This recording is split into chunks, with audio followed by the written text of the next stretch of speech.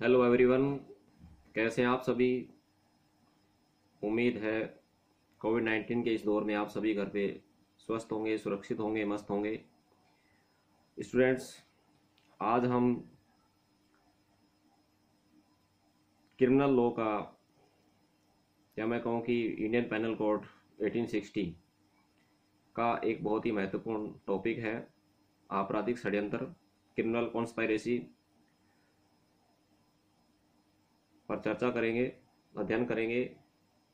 देखिए, common law की बात करें तो कॉमन लॉ में षड्यंत्र का जन्म एक सिविल दोष के रूप में हुआ था। धीरे धीरे इस कॉन्सेप्ट का क्रिमिनल लॉ में भी प्रवेश हुआ।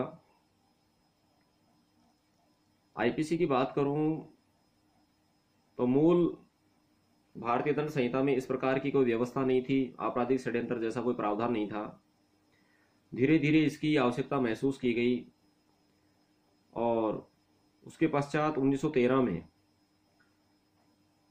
क्रिमिनल लॉ में अमेंडमेंट करके और भारतीय दंड संहिता के चैप्टर 5 में संशोधन द्वारा चैप्टर 5A जोड़कर और उसमें धारा 120 में A और B जोड़कर आपराधिक षड्यंत्र का प्रावधान जोड़ा गया। इस प्रकार से हम कह सकते हैं कि मूल भारतीय दंड संहिता में आपराधिक षड्यंत्र जैसी कोई व्यवस्था नहीं थी, 1913 में संशोधन के द्वारा जोड़ी गई। इसके बाद में हम आपराधिक षड्यंत्र क्या है, इसकी परिभाषा के बारे में चर्चा करें। देखिए, भारतीय दंड संहिता 1860 की धारा 120A में आपराधिक षड्यंत्र की परिभाषा दी गई है, जो इस प्रकार से है। आपराधिक षड्यंत्र के अंतर्गत सर्वप्रथम दो या अधिक व्यक्तियों का होना आवश्यक है कि जब दो या अधिक व्यक्ति किसी अवैध कार्य को या किसी ऐसे कार्य को जो अवैध नहीं है, अर्थात मैं कह सकता हूं कि वैध कार्य को अवैध साधनों के द्वारा करने या करवाने को सहमत होते हैं, तब ऐसी सहमति या करार आपराधिक षड्यंत्र कहलाता है। परंतु किसी अपराध को करने की सहमति के अलावा कोई सहमति आपराधिक षड्यंत्र तब तक नहीं होती जब तक कि उस सहमति के अलावा कोई कार्य उसके अनुसरण में उस सहमति के एक या अधिक पक्षकारों द्वारा नहीं कर दिया जाता है।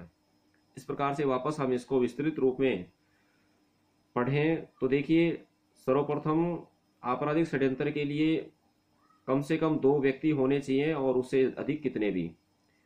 ये इसलिए आवश्यक है कि एक व्यक्ति अपने आप से कोई षड्यंत्र नहीं कर सकता। षड्यंत्र के लिए कम से कम दो व्यक्तियों का होना आवश्यक है। नंबर 2 कि कोई अवैध कार्य होना चाहिए। अवैध कार्य का मतलब होता है ऐसा कार्य जो विधि द्वारा निषेध हो।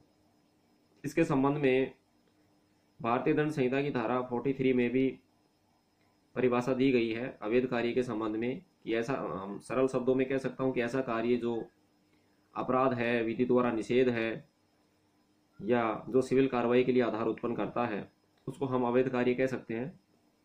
वापस कि कार्य अवैध नहीं है, अर्थात कार्य वैध है लेकिन साधन अवैध है। इसको हम एक उदाहरण के द्वारा समझ सकते हैं। देखिए, आप चाहे प्रतियोगी परीक्षा की बात करें या आपकी कोई भी एकेडमिक परीक्षा की बात करें, आपकी एलएलबी की परीक्षा की बात करें, तो आपने एलएलबी की परीक्षा में प्रवेश लिया, परीक्षा फॉर्म भरा और आप परीक्षा में वैध रूप से बैठे, लेकिन आप यदि परीक्षा में नकल करते हैं तो वो साधन अवैध है। इस प्रकार कि कार्य वैध है लेकिन साधन अवैध है।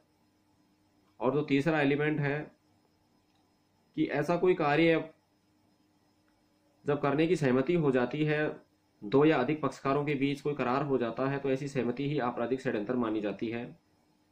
देखिए, इसके लिए आवश्यक नहीं है कि षड्यंत्र के हर सदस्य को षड्यंत्र के प्रत्येक विवरण का ज्ञान हो, परंतु उनके बीच में एक सामान्य योजना होना आवश्यक है। कुल मिलाकर हम कह सकते हैं कि षड्यंत्र के लिए प्रत्येक सदस्य को षड्यंत्र के महत्वपूर्ण जो विवरण है, जो बात है, उसके बारे में ज्ञान होना आवश्यक है।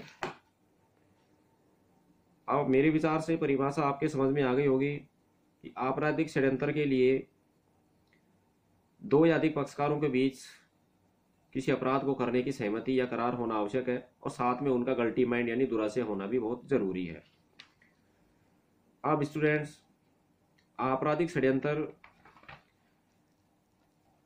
के दंड के लिए बात करें तो इस संहिता की धारा 120B में आपराधिक षड्यंत्र के लिए दंड के बारे में प्रावधान किया गया है कि जब जो कोई मृत्यु या आजीवन कारावास या 2 वर्ष से अधिक के कारावास, तो कारावास कैसा है, कठिन कारावास, से दंडनीय अपराध को करने के लिए आपराधिक षड्यंत्र में शामिल होगा और ऐसे षड्यंत्र के लिए इस संहिता में कोई प्रावधान नहीं है, उपबंध नहीं है कि उसके लिए क्या दंड दिया जाएगा।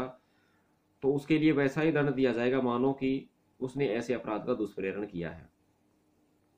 दूसरे शब्दों में कहें कि व्यक्ति ने मृत्युदंड, आजीवन कारावास या 2 वर्ष से अधिक की अवधि के कठिन कारावास से दंडनीय अपराध को करने के लिए आपराधिक षड्यंत्र में शामिल हुआ है, लेकिन उसके लिए इस संहिता में कोई स्पष्ट उपबंध नहीं है, तो वह व्यक्ति उस अपराध के लिए वैसे ही दंडित किया जाएगा, वह ऐसे ही माना जाएगा मानो कि उसने उस अपराध के लिए दुष्प्रेरण किया है।